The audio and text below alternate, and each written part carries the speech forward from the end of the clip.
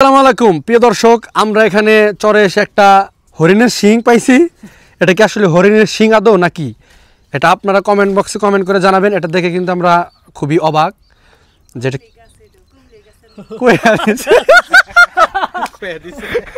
এটা কমলি গাছ গায়েস, এটা কমলি গাছের ডাল। দেখেন, চিনেন নাকি আপনারা?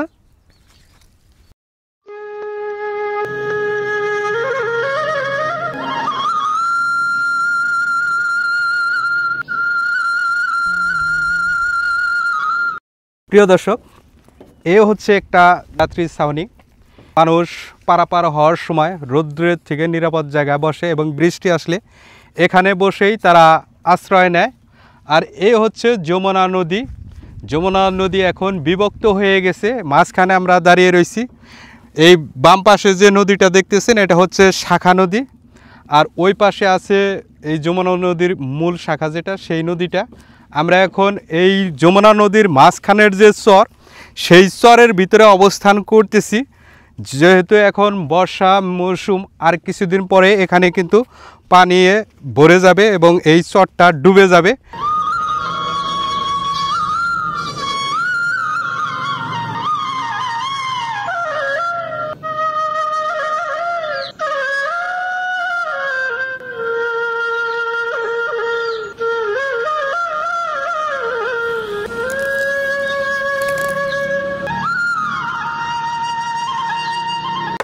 কি খেলা খেলিছ তুমি, কি খেলা খেলেছ তুমি শূন্যতে বসিয়া দয়াল রসিয়া, মেলে নাও তোমার হিসাব কষিয়া দয়াল রসিয়া, মেলে না তোমার হিসাব বসিয়া।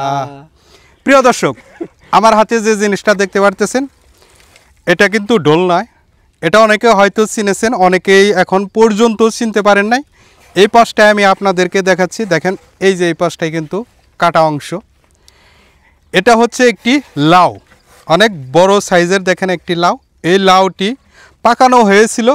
তারপরে এই লাউয়ের এই মুখটা কেটে এখানে কিছু পানি দিয়ে রাখার পরে এখান থেকে বিচি বের করা হয়েছে। যে এই বিচিগুলো বেসন হিসাবে পরিচিত, সেই বেসন রাখা হয়েছিল এই লাউটি। এটাকে বলা হয় আমাদের টাঙ্গাইলের ভাষায় লাউয়ের বশ।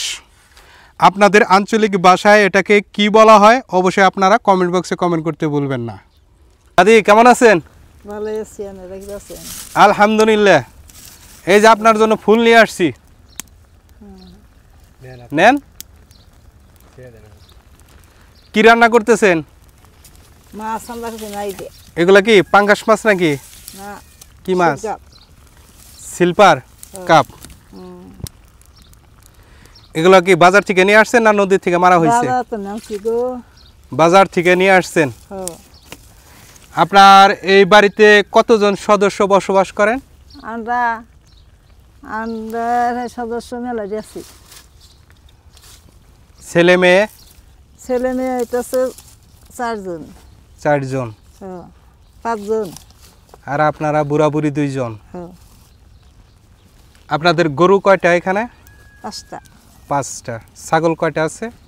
ছাগল মেয়ে 3টে, 4টে ছাগল, 3টা গরু। এই চরের ভিতরে যদি ঝড় আসে তখন আপনারা ভয় পান না? ভয় তো পাই, ওই থাকি। তখন কেমনে থাকেন? ওই যে টানা দেয়, ঘরটা টানা দিয়ে থাকি। ঘর টানা দেয়া থাকেন। আর এই জায়গায় বিদ্যুৎ তো নাই, বিদ্যুৎ ছাড়া কেমনে আলো জ্বালান? বিদ্যুৎ ছাড়া আমরা থাকি না। রাত্রে থাকেন না? রাত্রেও থাকি। আলো জ্বালান কি দিয়ে? 6 মাস তো থাকবো, 6-7 মাস। 6-7 মাস থাকবেন, পানি এলে পরে আবার পারে চলে যাবেন পানি আসলে। পানি এলে তো থাকাম না। যতদিন পানি না আসবে ততদিন এই চরে বসবাস করবেন আপনারা। পাশে কি চাষাবাদ করেন? বাদাম চাষ করছিলেন এবার? তাতে বাদামের ফলন হয়েছিল কেমন? এবার ফলন হয় না বেশি। এবার বেশি ফলন হয় নাই? না, বৃষ্টি না আসার কারণে। বাদাম বলা নাকি তাহারে কালাই মশাল, মাসকলাই, খেসারি কালাই, তারপরে মুসুর কালাই, এই নিয়ে আবাদ করছি। আর এখন তিল আবাদ করছি। তিল ধান, ওই আবাদ। তিল আবাদ করছেন এখন? আর আল্লাহ দিবে নাকি তাও কয় না